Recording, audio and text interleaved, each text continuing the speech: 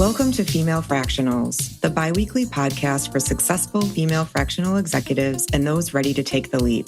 In each episode, I'll bring you actionable lessons and inspiration through interviews with thriving fractional leaders and experts. Let's dive in. Hi, everyone, and welcome to today's episode of Female Fractionals. I'm your host and fractional CMO, Amanda Nizzere. On today's episode, we have Erin Coupe, founder and CEO at Authentically EC, a mindset coach and transformational speaker.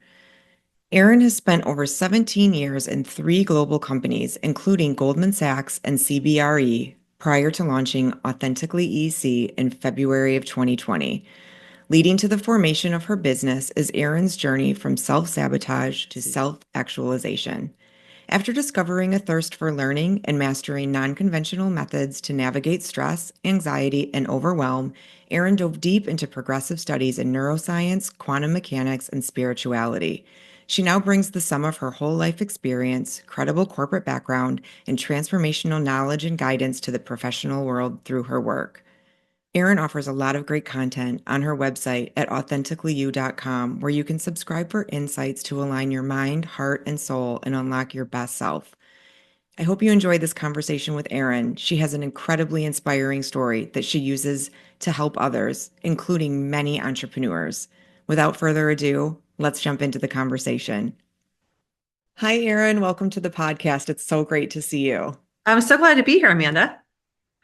Awesome. Well, let's dive into the discussion. I think where I always love to start is just tell everyone a little bit about your background and how you got started as a personal and mindset coach. And I think I'd like to just throw a little caveat in there that if our listeners haven't heard Erin's full story, although she'll share it a little bit now, you also have to listen to episode 1 of her podcast, the Erin Coupe podcast, because it's an incredible story.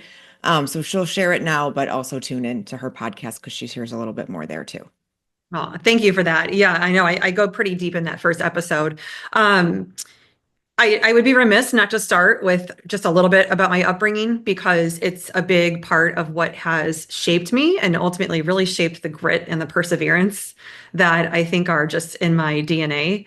I grew up in a family where there was a lot of financial stress and trauma. We were a very, very poor family. My dad was terminally ill since I was 5 and, disabled, so could not work. And he passed 13 years later.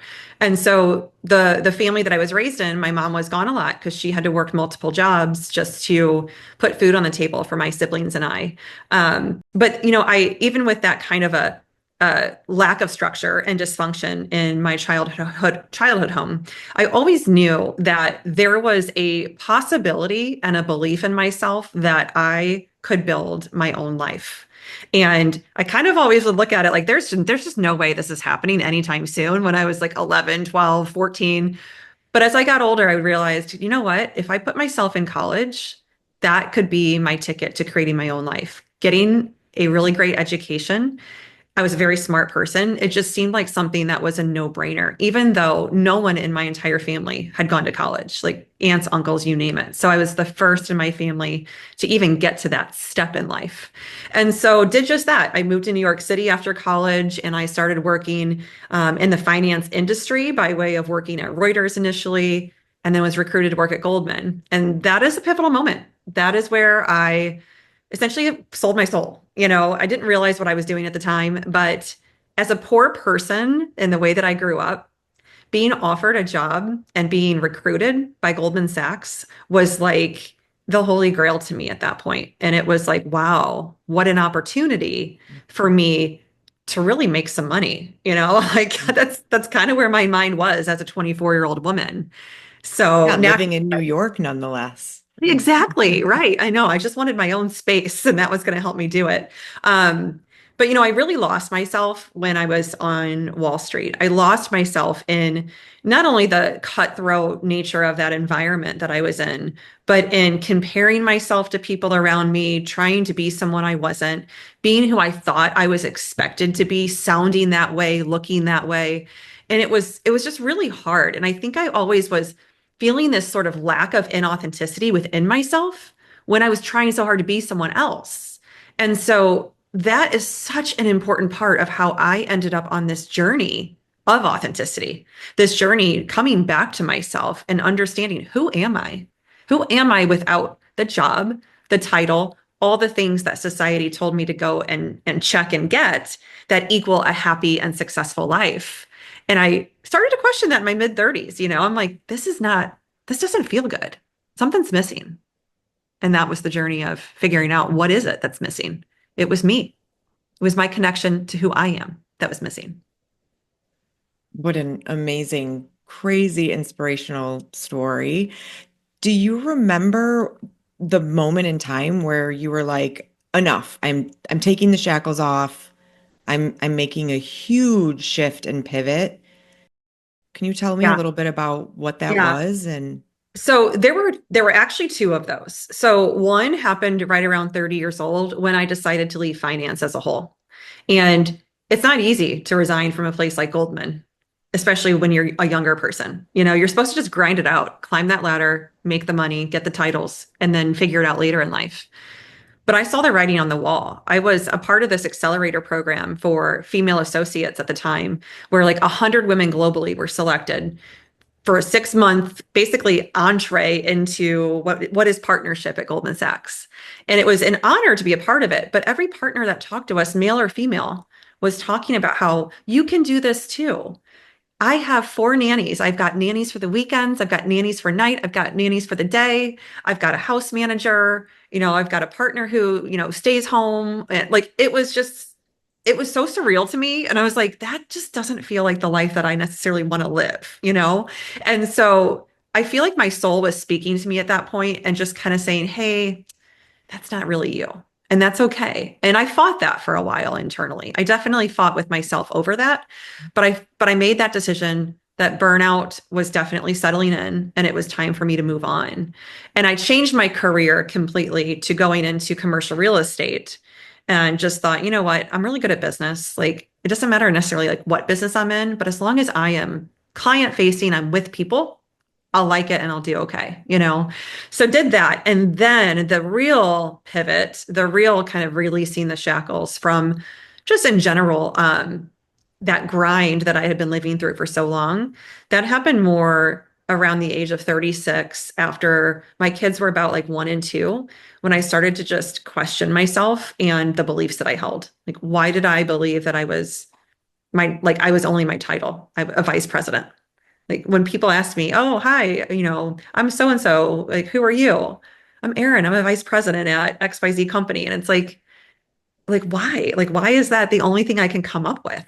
You know? And really, some of those deeper questions that I was honestly like feeling, not even necessarily asking myself just yet, starting to say some things out loud, like even just to my husband, Craig, like, what does this mean? Like, why do we do this to ourselves? Like, why are we on this hamster wheel? Mhm. And we think it's taking us somewhere, but we're really like, we're not going anywhere. We're just kind of grabbing stuff as we go along. And what does it all mean? Like that was to me starting to release myself from those shackles. And of course, there was deeper work that came along with that.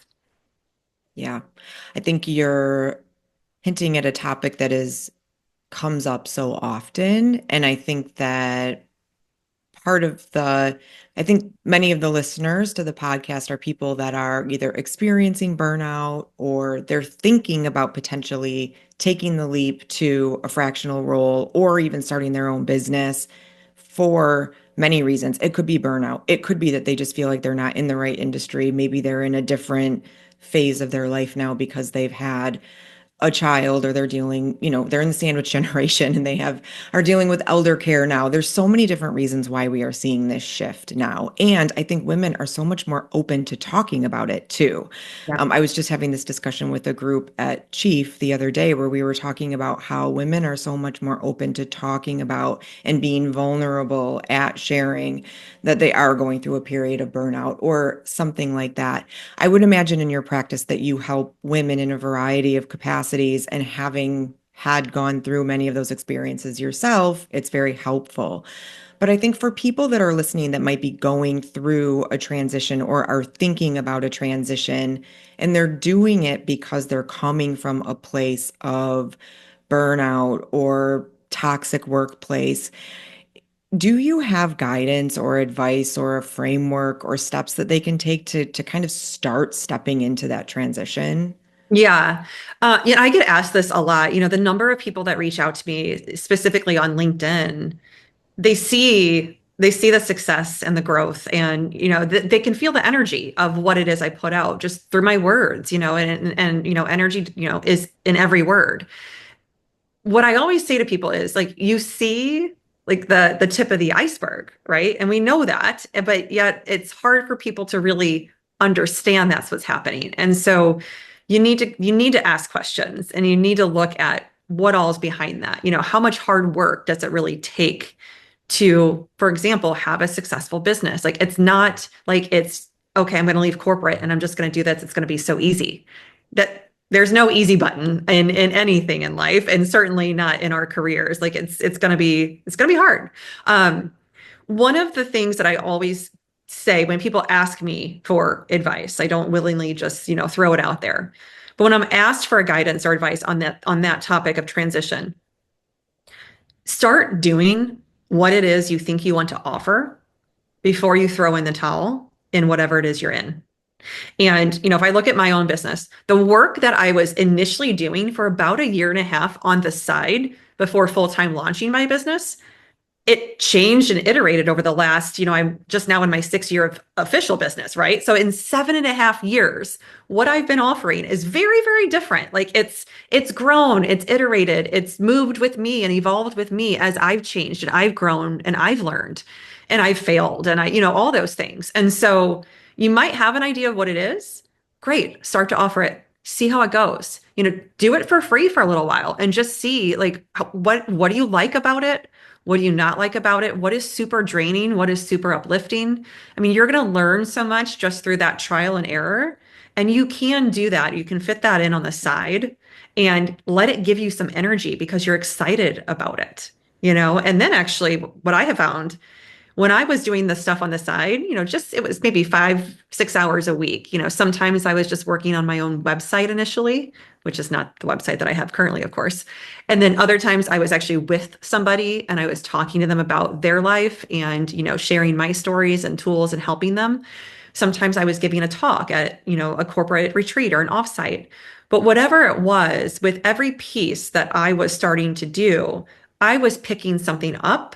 And I was also going back into my corporate job a way happier person. It was really interesting how it worked because I was like, wow, I've got this other thing that, like, is giving me so much energy. So when I'm in this corporate job that doesn't give me a lot of energy, I am able to show up as a better person there. Yeah. So I think that is like such a key factor. People want to just throw in the towel and then start over, but no, just find your ways, find your moments to start to do it on the side. Yeah, I think that's great. I think that's such good advice. I also think it's interesting that people are just reaching out to you, jumping into your LinkedIn, because I think people have a really hard time just doing that and giving themselves permission to do that. It's like a little bit of an imposter syndrome situation. And so how can people get over that, like, mental piece of giving themselves permission to just get started? I have a client, I work one-to-one with about 5 to 10 people at a time. And I call this personal coaching because there's a lot of different aspects of life that it hits. It's not just executive coaching, it's not lifestyle, it's not nutrition, but, like, there's all these different things that end up, being a part of it. And this one woman in particular, she's trying to grow a coaching business on the side of her corporate job. And she was like, in one of our first sessions together, she's like, I just need clarity so I can take action. And I was like, oh, no, no, it's quite the opposite. You just need to start taking action so that you can gain clarity. And so, even like writing that down, I had her write that down and put it, like, on her mirror, on her computer, like put it in her notebook.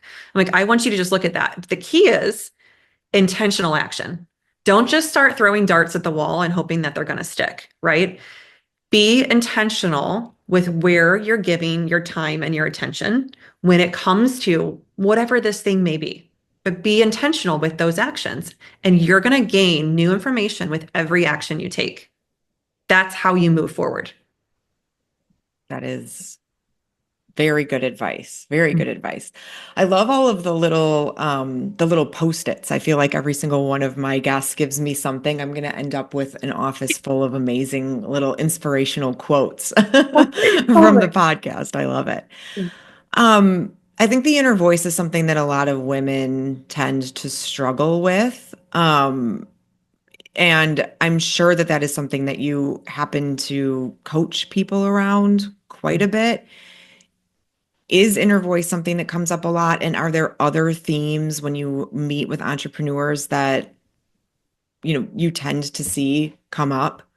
Yeah, I mean, that inner critic is a big one because fear of the unknown, fear of change, fear of uncertainty, ambiguity, complexity, like all of those things, those are fears that are actually not real, but in your own mind, they seem real, right? Because you're the star of your own movie. So you're the star moving through this scene of potentially, going into a zone that you don't know and like what's going to be there? Are you going to be eaten alive? Like, and so it's like the brain is doing this thing that's a very biological response, but it's not real. And so that inner critic, I always tell people, it's like the inner critic is just trying to create the most like sellable story in your mind. It wants to create this villainous, crazy story, and it doesn't have to be like that. Like you can create your rom-com in your own mind. And so understanding that that voice is not who you are, but it is just fear that's trying to speak to you and fear that's trying to hold you back. I always like to give people the tool of like, dissociate yourself from that. You don't need to be that voice. Disconnect from it. And the way you do that is you give it a name. And it's very simple. People have heard this tool before, but they don't practice it. You have to practice it. And even for myself, I'm writing a book. That voice is creeping in a lot. And it's all this self-doubt, and it's like, just asking me why I'm doing this and who's going to read this and all these crazy things. And her name is Erica. I'm like, Erica, like you don't have a spot here right now. I understand what you're trying to do, but I'm going to stay focused on where my heart is and what it is that I know I want to do. Because if I listen to that voice, I'm not going to move forward on any of the things that I want to do creatively, right? The other thing I would say that I see that comes up in entrepreneurship is just believing in yourself. I think that confidence more so than, and I cannot stand the word syndrome. I don't say imposter syndrome. I call it like if you feel like an imposter, if you feel inauthentic to yourself, because that's really what it is. No one's causing this. It's that you don't actually feel authentic within your own being. Oh, I like that. Yeah. Yeah. So I go about it in a totally different way. And more so than the imposter scenario, it's a lack of confidence, which leads to not believing in your own idea or in the fact that you can pursue something that you're really passionate about or interested in. If you don't believe in yourself, no one is going to want what you offer. I don't care if you're creating the next product or the next service or what it is, but if you don't believe in it or believe in you first, not going to work. So you got to work on you so you believe in yourself in order for the business to work. Yeah, that's absolutely true. I love the reframing of the imposter syndrome that you have just done. I think it is very important to reframe that and to change the way that people think about it so that they can work it and turn it into something to use for their strategic advantage. I know. I feel like we could do a whole podcast on that, but it really like it almost like drives me crazy to Mhm. hear people talk about it because I think there are so many things about it that we've externalized and we try to almost deflect and we become a victim to it when we make it someone else or some organization is doing this to me. I feel like an imposter because I'm in this role and there's all men around me. I feel like an imposter because they promoted me and I don't have a playbook to go by. And it's like, why are you giving all your power away to all this other stuff out here, people out here, when what this is really about is where are you not feeling authentic within yourself? Where is that relationship showing you that you've got to look inward and do a little bit of work there so that you feel more self-assured and your sense of self is so strong and unwavering that no matter where you go, you're good. You're strong. It's okay. You'll figure it out. Yeah, it's great. And so much of being an entrepreneur is going to be about putting yourself into scenarios and situations that you have not experienced before. So 100%. pushing through and having that confidence is critical. It's such a critical element of being in this situation. So I think that that's so important. Yeah. Yeah. As a coach and someone that supposedly has to have it all figured out for others, what do you do in moments where you feel like maybe you don't have it all figured out? What are the tools in your toolkit? Oh yeah. I mean, and it happens often. There's no such thing as perfection. And that's I know better as a recovered perfectionist and like queen of self-sabotage. I know that that is not the path towards, certainly not towards happiness nor success. One of my major tools is meditation. And, I don't have a routine. I don't believe in routines. There are reasons why. You'll find out way more about that with my book. But what I do believe is being so in tune with my body and with my mind that I know what I need in the moment that I need it. So, for example, on a day where I'm pretty back to back, I know that that's a day where I'm going to need to remind myself to breathe into my belly a lot more because I'm probably not going to be moving around and not be as mindful of where I'm giving my energy and attention throughout the day. Naturally, because I'm going to be drawn into my screen most of the day. And so, even setting myself up for success in the morning by setting an intention for the day. How do I want to feel? I know this is going to be a busy one. Okay, no problem. I've got this. How do I want to feel at the end of the day? Do I want to feel completely drained or I want to feel like, you know what, that was really productive. And here's what I enjoyed about the meetings I had. And so part of it is just getting my mind in the right place every day so that I know what success feels like for me in that given day. Right. The other thing that I would say is nature is like my go-to. I mean, it's hard with winter, but even just like stepping outside for like 5 minutes can just work wonders. Like that cold air hits you and it's like, like you kind of feel a little bit like revitalized. Yep, And then, I mean, like a day like today, I went out for a long walk earlier because I am not going to miss a 50-degree day in early March in Chicago when the sun. exactly. So Exactly. I feel that. That's what I'm doing right after this. yes, yes. And I think it's so important. And I said this earlier, but like to find that space, create that space for yourself. Because I know on the other end of running myself to the ground and saying, I'll get to that later, I'll take care of me later, I just have to power through this. All that leads to is anger and resentment because I betray me. And that's not cool. Yeah. Very self-aware. Love it. Mhm. It's fantastic. If you were to think back to year one or even year two, it takes a while to get things going and just really feel like you've got a really great foundation of a business. Mhm. What is some advice that you would give yourself? Yeah. Oh, it's so interesting because year one for me was COVID.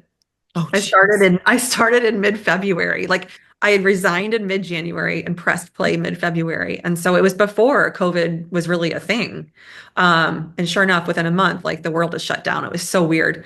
Year one was a blur. Yeah. And I remember thinking this is either really chaotic timing or really divine timing. And of course, hindsight is everything. And so I'm able to say it was divine timing, but it definitely didn't feel like that at first. All of 2020 just felt like, what did I just do? And then I was also grateful that I did it. It was very strange. It was like all, just kind of the emotional tsunami every day. Um, in year two, that's when I was at that point where I was able to make close to what I was making in corporate. And that's a really good thing. And I think that people have to be realistic with themselves. I mean, unless you're creating a unicorn, which was definitely not my plan. Like my goal is like just create a nice business that I love and get to do what I love doing. Period. There's no exit strategy here. I'm not trying to sell this thing. So from that perspective, if that's also what you're looking at, like this year two scenario of making just about what I made in corporate was very reassuring. It was like, it was the reinforcement that I needed or the validation that I needed to just tell myself, okay, like I knew there was product market fit and it's sold and it's working. Yep. And so that felt really great. And then what also started to happen was repeat business started to come in. And so people were realizing, gosh, this worked so well with this team or this group, and now we want to have you work with us. Or it was like, oh, you coached like these two executives of ours and they love the work they did with you. Can you work with coaching this team? Or can you speak at our town hall? And can you do our keynote for our corporate retreat? So that was really great too, because I started to see that repeat business happen, which again was that reassurance that I was really onto something. So I think finding those moments, right? Those celebrations for your wins, whether it is repeat business or you equal your salary from corporate or whatever it is, but where you can start to say, this feels good and I'm onto something and I believe in it so much that I'm going to keep going. Yeah. Yeah, that's amazing. So outside of what you do with the work that you do with your clients, can you talk a little bit about other things that you're doing, like podcasts? I don't know how much you can talk about the book, but Yes, definitely. Yeah. So my book will be released in the September timeframe. Don't have a set date, but pre-orders should be available in the summer. And I'm not sharing the title just yet because I'm getting some of the promotional assets together. But the real theme, the underlying foundation of the book is around ritualizing your life and really taking your life more to the flexible standpoint rather than the rigid standpoint of, I have to get this done. This is just what I have to do because I'm obligated to, this is what I want to do. And this is where I enjoy giving my time and energy and attention. And so I'm going to do more of that. I'm going to give more of me to that. And so there's a whole lot within that theme. But yeah, I can't wait to put more of it out there. And then yeah, the podcast creatively, I mean, my solo podcast is short and sweet. These are like 15-minute episodes every 2 weeks. And really, it's a response to being asked for more content. People and audiences. I mean, I have been in front of hundreds of thousands of people over the years now. And every time there's so many people who are like, how can we learn more from you? How can we engage more? And that's a hard answer sometimes where I'm like, oh, like you have to be in an audience again. So now there will be the book. There is currently the podcast. So I feel like I'm giving people more ways to engage and learn and grow through what it is I guide, teach, and share. yes, there's only so many hours in the day, right? Yeah. That's amazing. Okay. All right. So I close every episode with rapid fire questions, and these are meant to be answered in one word or one sentence or less. What is your favorite productivity hack? Time blocking. Oh, I love it. Wouldn't survive without it. Okay. Best investment you've made in yourself. This is hard. I've literally invested so much in myself. Um, Personal development programs, going to retreats. That's great. What's a fun fact about you that's not on your LinkedIn profile? I was voted most likely to be a DJ in high school. I love music. That's a very different category. Okay. Early bird or night owl? Oh, early bird.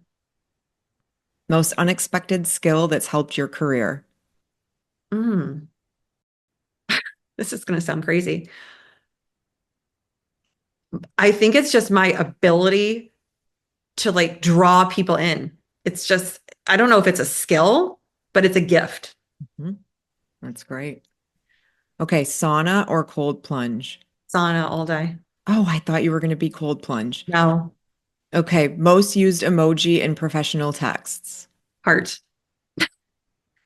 That doesn't tell you anything. What did you want to be when you were 5 years old? I wanted to work for NASA. Oh, Mhm. okay. In any specific area or just in Yeah. broad, just I, space?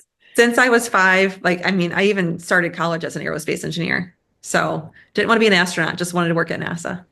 Thank you so much. This has been amazing. I feel like I have been following your journey from afar for a while, and it's been so great to see and celebrate your anniversary of so many wonderful years of your business. It's great to watch its continued success, and I'm excited for the book to come out. I know that it has been quite a labor of love for you. So I think all of our listeners could definitely benefit from it. So thank you, Erin, so much for coming on. You're welcome. Thanks again for having me. As always, please remember to follow, like, comment, and share. And don't forget to head over to femalefractionals.com for a full transcript of the show and links to everything we talked about during our conversation. You can get Erin's free guide to master your mindset with authentic, intentional tools for personal growth. She also has a private cohort experience, which is open for registration, and guests from the Female Fractional podcast can receive $100 off if you're accepted in the upcoming cohort. Thanks for listening.